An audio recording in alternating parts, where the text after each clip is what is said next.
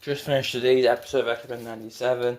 This is a really, really good episode that deals with forgiveness and remorse, where we see of course, basically Colossus's perspective from the Battle of Genosha, where of course Magik sacrificed herself to save everyone and of course she tragically died. And we see after that, of course, the Acolyte, one of Magneto's very obsessive group, hunts down Creighton Creed, because now, as we all know, he's obviously he's one of the most evilest characters in X-Men. You know, he's literally pretty much like what racists are, basically. You know, hates mutants. We all you all know the story, and he gets arrested because they hated what happened.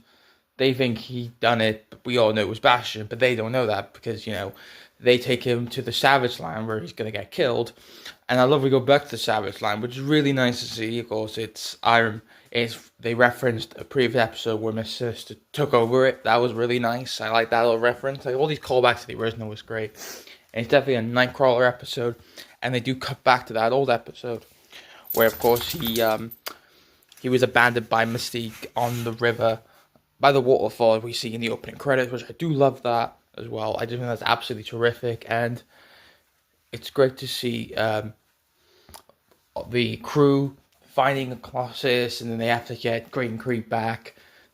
Not, of course, to rescue him, but to say, like, yeah, you don't just hate him. You're like your mother, Mystique, and your father, Victor. You know, Victor Creed, aka Sabretooth.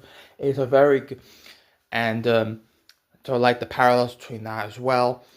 And like we found out, Victor abandoned him. That's why he became so hatred. And then there's this crazy fight going on.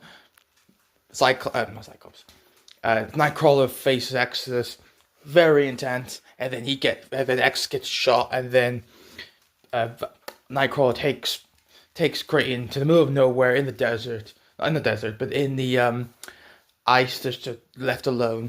And then Val's like, "I'm gonna take away your skull, Charles." And so we'll see what happens next. But the tease they're continuing, where we see Cable's crew going to Athens, and we see like a dead corpse of Apocalypse. Probably is a trick, and all we see is just Jubilee finds, of course, the card of Gambit, which, you know, he's going to become Death in the future episode. So I'm looking forward to that. But this was a great, good character-based episode. Overall, just absolutely amazing. Good to the Savage Land again, too, which was nice.